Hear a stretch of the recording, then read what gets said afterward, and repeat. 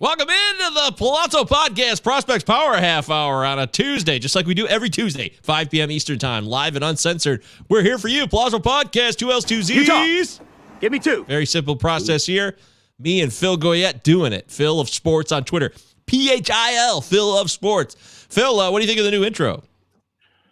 That was great. I feel like I'm firing up like the old Grand Theft Auto maybe, or some good PlayStation games. Crash Bandicoot? Metal Gear Solid. Metal Gear Solid's a big one. Twisted Metal. Yeah. Metal Gear. Oh, yeah, Twisted Metal. Crash Bandicoot was fun. I want to play Crash Bandicoot really bad. I don't know how to emulate PS1 games, though. It's a lot harder to emulate those than it is the cartridge games. Do you have the talk about getting off topic? They made a PlayStation Classic. They did. Have you seen this? I have. You can get one for like $20 or something, but you can. I guess that's it'll true. It'll emulate PlayStation ISOs. Somebody's written a program. You just plug your USB stick into it with your PlayStation ISOs that you want to play, and boom, you're good to go. You can play with the controllers. Those controllers are sweet. The old PlayStation 1 controllers. Those are great controllers. They really are in the Hall of Fame. Yeah. So we got a crew of people. Matthew C says, let's get it. Matthew Z. Last week was our Ben Badler expert, I believe. Matthew, he hit me up after that show last week to confirm, which I think I sent to you. Did I? About the Ben Badler confirmation about how Baseball America does their work. I can't remember if I did. Oh, this order by bonus. That's what Matthew said, yeah? Yeah, he said, it just so happens for Baseball America Future Projection Podcast came out that day last week, and Ben Badler reiterated that they stopped ranking the J15 international signees and just order them by signing bonus. So thank you for that, Matthew. So if Ben's not doing it, why am I doing it? So that would be my hot take, my rant. That is shocking, but I think you're actually making a lot of sense. So, but then again, maybe you're just trying to take things to a new level. Aim high, I don't know. Willis. Aim high. You're aiming high, dude. All right, let's get right into the show. Let's not beat around the bush. We have some tweets. You guys came through. We want to say thank you for that. Very cool. We got some good questions. We really did. Put on the old thinking cap. So we want to start off with Tim Michaels because I believe he was the first to break the ice here, and he deserves full credit. Tim was hoping to be here live. I'm not sure if he is at this time, but the good news is if you're not here live, you can watch these at any time on the Palazzo Podcast YouTube channel. We're up to 179 subs now. We're getting close to 200, so keep it up, guys. Sub. By the way, there's Ty Cobb, in case you want to see Ty Cobb. So. Ty Cobb? There he is. Okay, so go ahead. Was reading about him at the batting title chase for the Chalmers automobile against Shoeless Joe. Wow, Chalmers. Yeah. All right. So Tim sent a very interesting question, but first off, I'd like to say I really enjoy Tim's Twitter handle, which is at Tim Likes Tacos. And who doesn't? So I could go for some good tacos. You can't get tacos here either. Anyway. Okay. So all right. So Tim. They are doozies. So yeah. All right. So Tim's got an interesting setup in his question, which is that he plays in a head-to-head league, and it's a head-to-head category league, and it's 8x8. So there's 8 hitter categories, and it looks like it adds to the standard 5x5 roto total bases, on-base percentage, and strikeouts. Where strikeouts hurt your hitters if they strike out.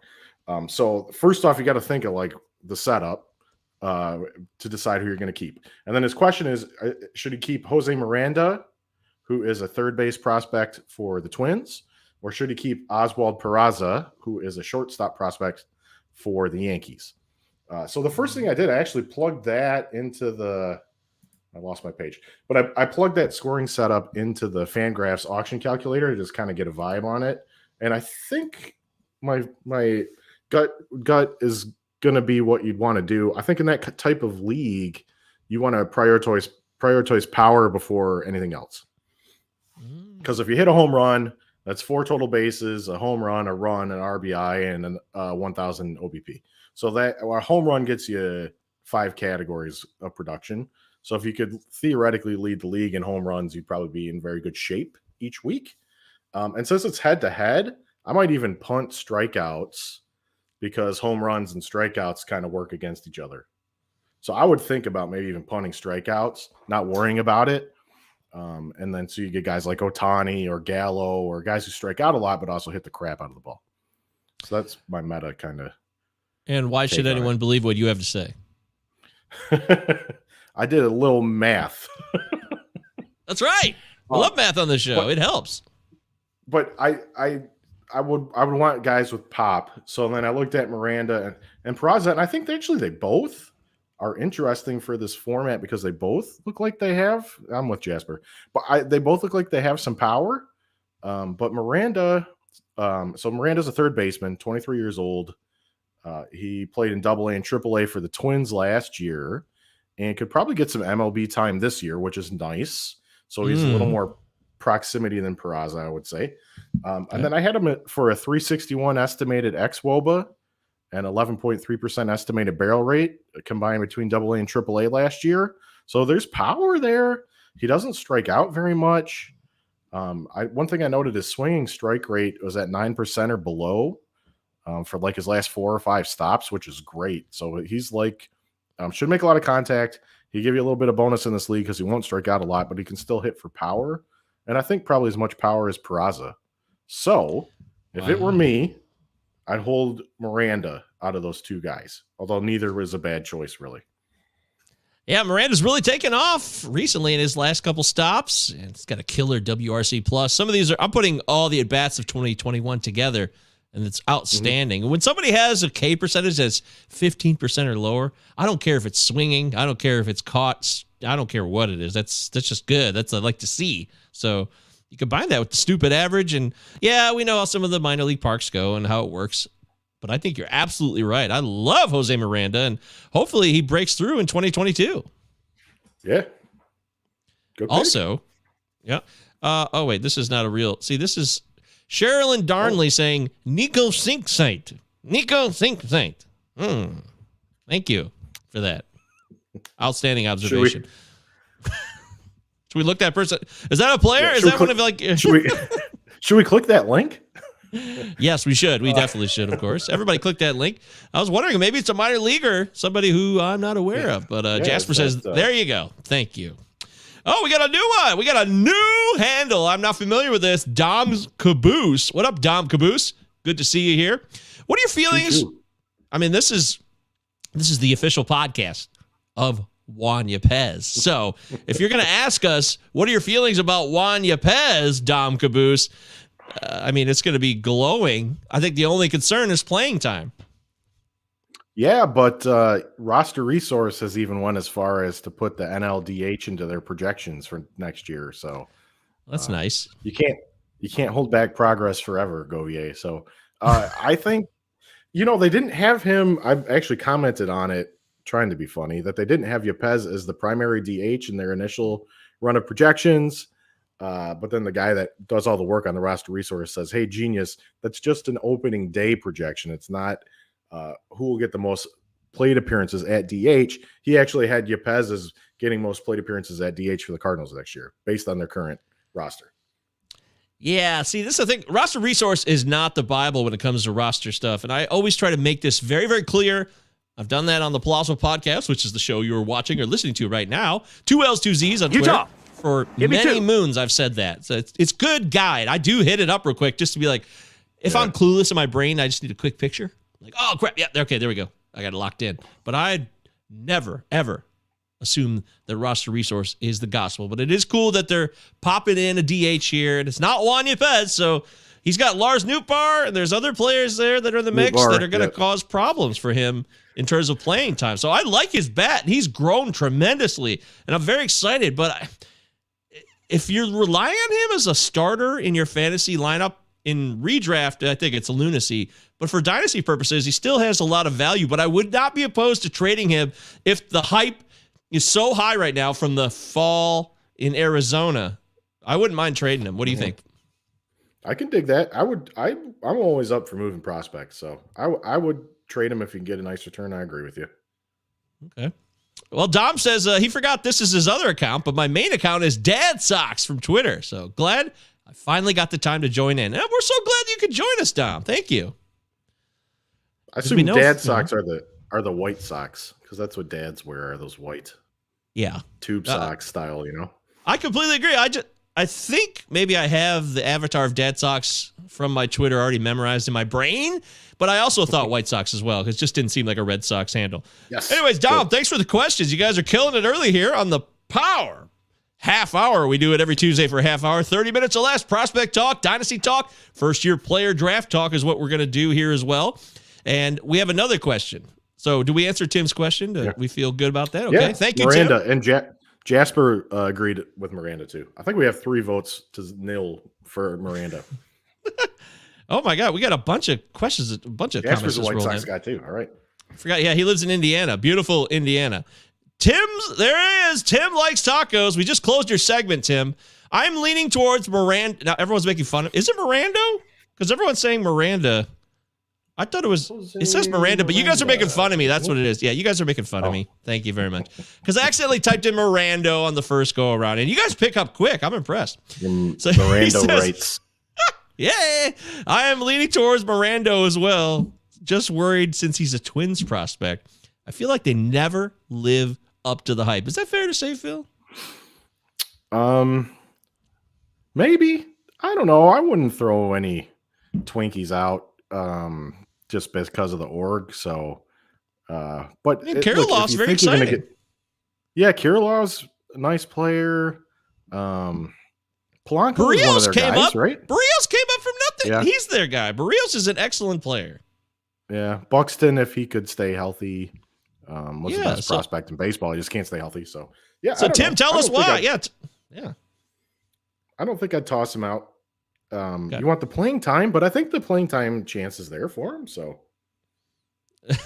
Helmut, guess who's here? Helmut's in the house. What's up, Helmut? Yeah. And he's saying it's Miranda. Yeah, Helmut, if you went back to the beginning of the show, I screwed up on Mirando. My bad. And now everyone's making fun of me, which I expect from all of you. Keep the jokes coming. Make fun of us. We are not above being made fun of. In fact, we welcome it. We really do. But Helmut says, what's up? You got this. Clark Schmidt and A.J. Puck. Both were prospects with promise, but both dealt with many injuries. Any shot either still excels as a starter, not as a reliever. We're talking A.J. Puck and Clark Schmidt here, Phil. Man, I love A.J. Puck. I was always a big I thought he could start, especially after he put up a year. I don't even remember when it was, 2018 maybe, but he pitched a lot of innings, 160, 170 innings in the minors, looked really good. The left-handed gas at like 98, with everything else that he's got going on and the funky delivery and the height. And I really thought it was going to click. He can't keep the arm healthy, unfortunately. So it might just make sense that they do use him in relief, unfortunately, just to try and get his arm to be something they can use. So, and then Clark, I think, is a reliever too. I think they're probably both relievers, unfortunately. Oh man. Nice shoes, Clark. Nice shoes, Clark. Hey, Clark, that's a gift that keeps on giving right there. Dom says, between Gunnar Hoglan and Gavin Williams, who do you like? Man, you guys are on fire today. Who do you like more? I know Hoglan is dealing with Tommy John, but I love the ceiling he has. I agree with that sentiment. So if you want to dig ceiling with your pitching prospects, Hoglan is the guy. I would agree. If he doesn't have the elbow and the Tommy John, he's probably a top, I don't know if top 5, but top 10 pick in the draft last year. That being said, Gavin Williams is a really nice pitching prospect too. And I went to Cleveland, which is a nice landing spot. Everybody loves the Guardians pitching development. So if it were me, I'm going to probably take Williams and not deal with the injury issue if I'm taking a college pitcher anyway and trying to get some contribution from him. But if you want to mind the upside there, Hoglan is a nice spot to try and do that with. I don't care if it is Hoglan. I'm saying Hogland just because I want to say it that way. because it's stupid. And I like stupidity. And I'm a bozo guy. That's my brand, bozo. It's my thing. So, but Clark Schmidt, man. Clark Schmidt seemed like he was ready to go for at least 2 years, and then it just never. They kept calling up other guys. Gill got an opportunity, and other players kept getting opportunities, and Schmidt was not getting those opportunities, which is a big red flag to me. I just think he's a reliever. He'd probably be a very effective one for them. I think he had some injury issues, of course, but I don't know. I just think both those guys are relievers, unfortunately. Oh, that's solid. You're right. Phil knows what he's talking about, guys. That's why you follow him on Twitter at Phil of Sports, PHIL of Sports. I'm at MJ Govier, Gov as a Victor, IER, Palazzo Podcast, 2 L's, 2 Z's. Utah. You've heard it before. You'll hear it again. No doubt about it. And me and Jasper just commented in the live chat, which everybody can participate in at any given time. And we have joined Phil in a dynasty league. So we're very excited about that. Thank you, Phil, for bringing us aboard. Woohoo! Yay! Suckers. Well, I can't wait. I want to see Phil in action, so I'm looking forward to it. Jasper, I want to see you in action as well. It's going to be a lot of fun. All right, so what about Woodman? Jasper's like, oh, I don't do dynasty, so this will be a learning experience for me. And then he said in the chat the other day, but I've been in this keeper league since 1996 or something. Yeah, Jasper's like 49. He's been around. That's a bunch of shit right there. I'm a 14-time champion of my keeper league, though. Yeah, keeper league where we keep 58 players. He didn't mention that. That's funny. That's really funny. So Woody, first off, Woody's a great guy. Woody's a guy who went to First Pitch, and I met him in real life in Arizona last fall. Shout out to you, Woody. You're a great dude. You're a wonderful Canadian. My girlfriend's Canadian, so I'm always down with the Canadians. And he sent an email to our show a couple weeks ago that I just totally spaced on. So I'm so sorry about that. We're giving you full attention right now in this moment. So Woody says this, and I will read it. He has 30. Well, no, that was the last one. Sorry. This is the current one. For your first-year player rankings, first-year player draft rankings, if you had pick number 3, number 12, number 14, 15, and 18, who would your picks be? So if you have, he's got a lot of picks, but if he's got the number 3 pick, let's focus there. Who would you be picking right now, Phil? Yep. All right. So my top 3 are Seiya Suzuki, if you can pick him. So if he's eligible for this draft, Suzuki is my number 1 guy. And then after Suzuki, I like Brady House. He's my 1-1 in a non-international setup. And then Marcelo Meyer of the Red Sox is number 3. Ooh, so he's on the cover of today's show. Guys. Oh, Marcelo Meyer. I decided it was a tough call. I put Harry Ford on there, but he's a little bit lower. Yeah, he's a really nice prospect too. A lot of good prep prospects in the draft this past year, I feel like. So no shit. They went so heavy on him in the opening round. It was ridiculous. It was like it seemed like an all-time high. It was because they were trying to keep it cheaper. Well, a lot of shortstops too. Yep. So those are my 3 dudes. And then we're actually in the middle of a FYPD draft in one of my dynasty leagues. So I pulled that up. Our first 3 picks there were Meyer, Jack Leiter, and then Brady House. So, and if you have no problem taking pitching high, I think Leiter is probably the pick over Jackson Jobe. Would be my. I would rather have Leiter with some college track record. And I think I can't remember who I was listening to the other day, but somebody pointed out that especially right-handed pitchers that perform at elite level in MLB come from college. There aren't really prep righties. Hey, Rick Porcellos don't grow on trees. Garrett Cole, DeGrom, Scherzer, Strasburg. They're all college guys, right-handers. So there it is. Justin Verlander. Yeah. I'm making it very Tiger-centric. Sorry, guys. Go Tigers. Matthew says he's a big fan of House. He thinks he has the highest ceiling of the 4 high school shortstops. You agree with him? Or is it Mayer? Man, I think it's House. He hit the snot out of the ball last year. I think the hit tool's promising based on the video I've watched. I did watch some of his prep video before he got drafted. I think he can kind of he seems to have a feel to change swing plane. So he doesn't have like a real groove. He can hit for power, but his swing isn't super grooved. So that he might not get fooled as easily by off-speed stuff. I think he'll take walks. I think he could stick at shortstop. I know a lot of people are talking that he'll probably slide over to third base. I got a big Nats fan in my one dynasty league that took him. He said he's probably a third baseman. So, but even if he does for fantasy, you don't care. Third base is actually better than shortstop right now if you have depth at third base. So, yeah, I agree. You're a smart man. You know a thing about baseball. That's why we have this show for you guys. We talk fantasy baseball dynasty, first year player draft rankings. Woody's question. Did we cover the middle there? Is there anybody else you want to mention for like the 18th pick there, like 15 to 18? Yeah, one thing he said is, would you trade any of those picks? So I wouldn't trade the third pick. I would definitely make that one.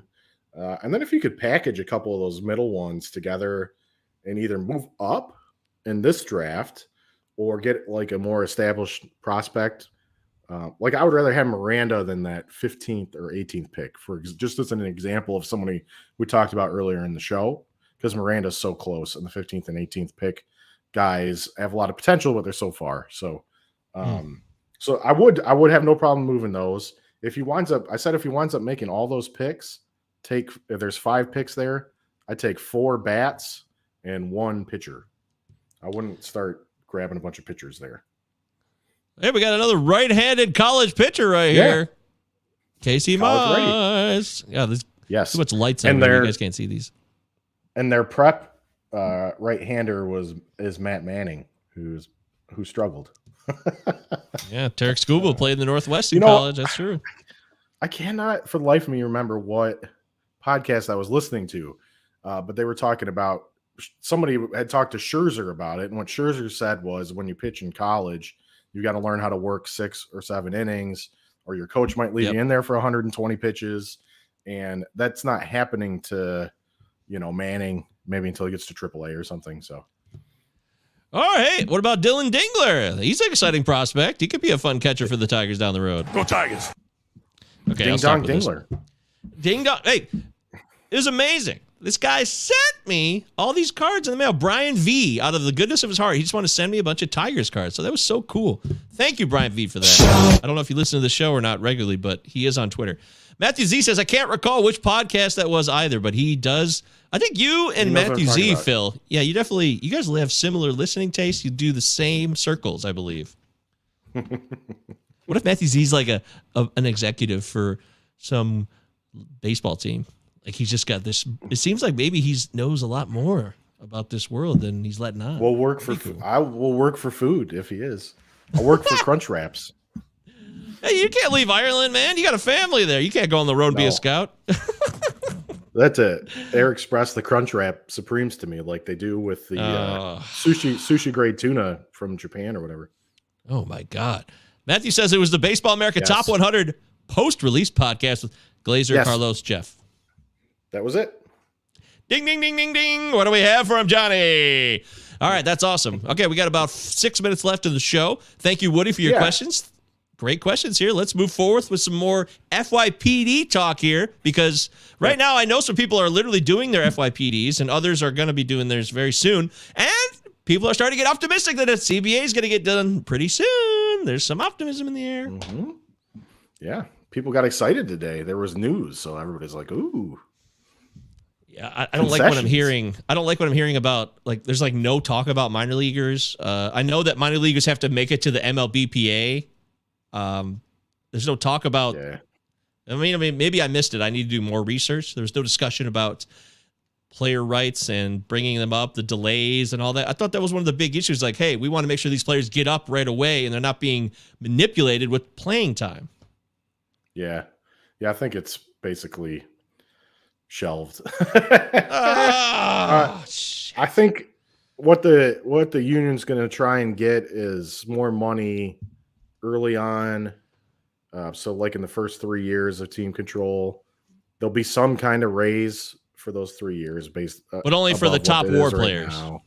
Well, then there's going to be another, some type of bonus pool. The league today said for the top 30 players in WAR, which by the way, they didn't say what is WAR, right? Because there's several calculations out there, and I don't think it'll be a public facing one.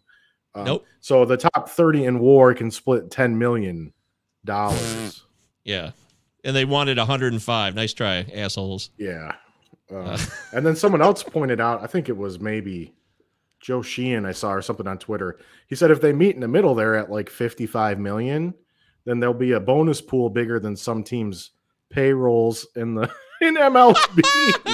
Yes. I mean, the problem is there's no floor for these teams to spend. So you have all this revenue sharing going on, but there's nothing to get the Pirates, for example, to field a team of salary of 50 or 60 million. So it's gone on forever. We talked about a couple shows ago. I said, here's the top free agent signings for each team all time. And certain teams like the Pirates, they got nothing. They got Russell Martin, 3 years, 40 million or so. It's just like ridiculous of over 25 years. Yeah.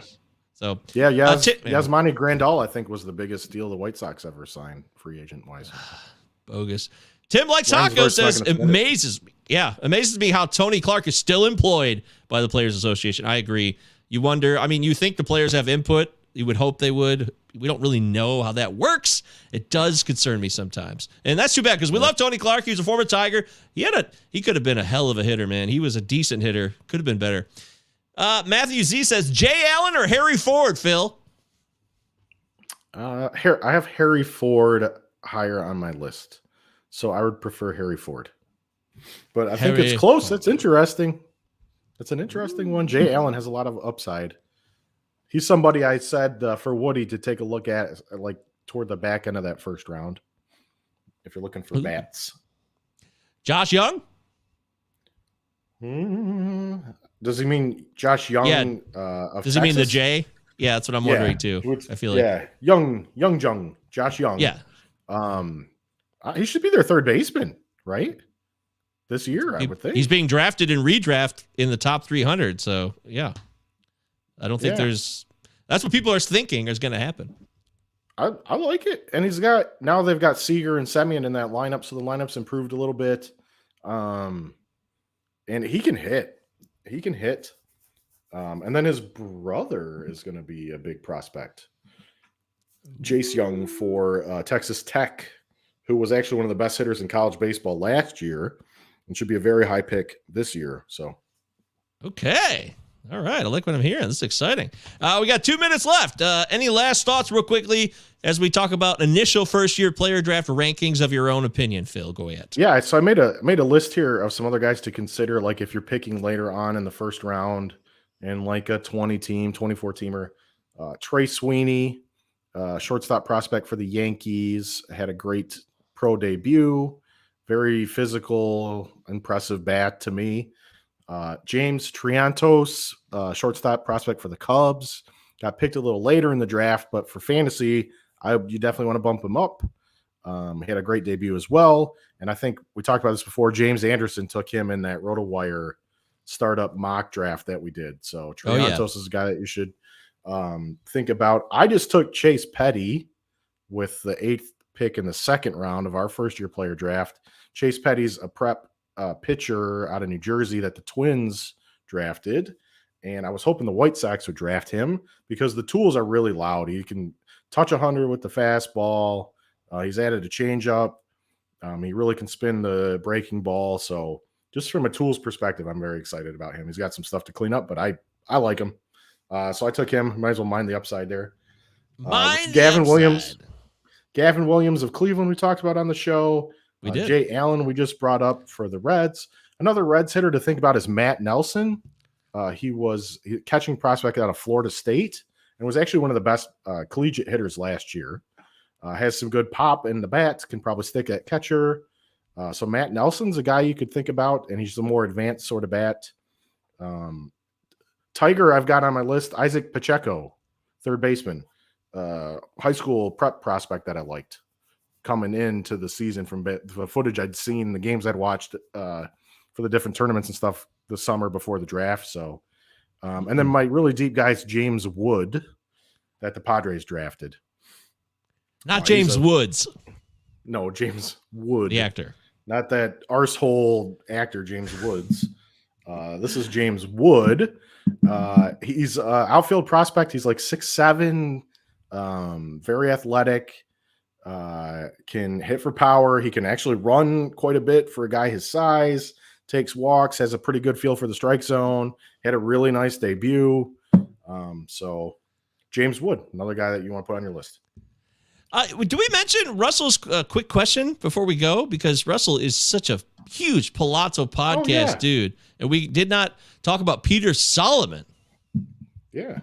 Peter Solomon. So Solomon's a pitching prospect for the Astros, who got called up last year, made, I think, 6 appearances in like a relief role. He's probably going to be a long man for them, or long reliever, swing type guy. He could maybe work in the back of the rotation because he throws 5 pitches. So he's got a 5-pitch mix.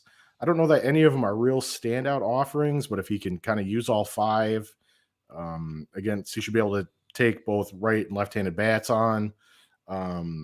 So that's nice. His ERA last year was 1.29 in his brief MLB time, but that was because the strand rate was really high. It was like 90%. BABIP was low, so that's going to go up. I would think he might be more like in a starting role, he might be like a 4 or 4.5 ERA type guy. But with Ks though, you should be able to K people. I don't know if the stuff is there for him to keep striking guys out in the majors, based on what I've watched and looking at how he spins the ball. The fastball is 92 and the RPM's 2200, so he doesn't spin it exceptionally well and he doesn't throw it very hard. But what he can do is use the pitches where he wants to use them, so his misses aren't terrible because he keeps the 4-seam up, buries the curveball, throws the cutter where he needs it to be. So I don't know. He's a guy pitchability wise that maybe can make it work. Okay. Well, there it is. Russell, just for you. We know you love you. Russell, you're the man. You're hilarious with your gifts. Your Master Commander gifts for Palazzo Podcast. Yeah. Matt says that O'Neal Cruz, it's the starter kit for James Wood. So it's the James. That would be good. That James Wood. I'm going to say James Woods. I know it. It's just fun for me. All right, we got to go. But Jasper says most overhyped prospects so far to date. M. Jost, or is he saying just most? Most, I think. Who's the most overhyped? I do have a thing where I've been trying very hard to avoid lists. Okay. So I don't know if I can totally tell you. I do know who like the big 3 are, Adley, Julio, Bobby Witt are kind of like the consensus top 3. Yeah. But I couldn't tell you that after that kind of who is up. What about CJ Abrams? He's a nice prospect. I don't know if he's ever going to hit for the kind of power that people think he's going to hit for. Right. I think he's a really. I think he's a really smart player. I think he's going to be an MLB player. He's fast. He does have a good hit tool. He will make adjustments at the plate. He has kind of a cerebral approach to hitting from what I've seen. Should be a solid defender.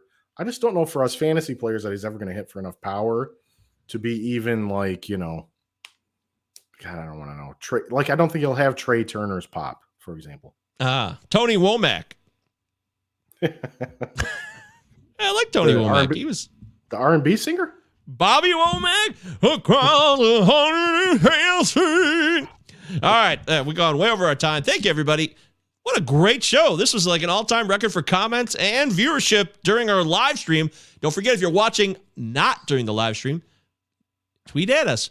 Philip Sports, MJ Govier. Send us questions. Next week, we'll do the same thing. We'll answer them. That's the best show to have. Yeah. Let's fill up this mailbag. Bloop, bloop, bloop, bloop, because we want to know what you want to talk about. Otherwise, we're going to keep talking about first-year player draft rankings and so on and so forth. There it is. Yes. Thank you so much. Utah. Give me 2. The best 2 L's, 2 Z's. Palazzo Podcast. We'll catch you guys on the flip side. Later.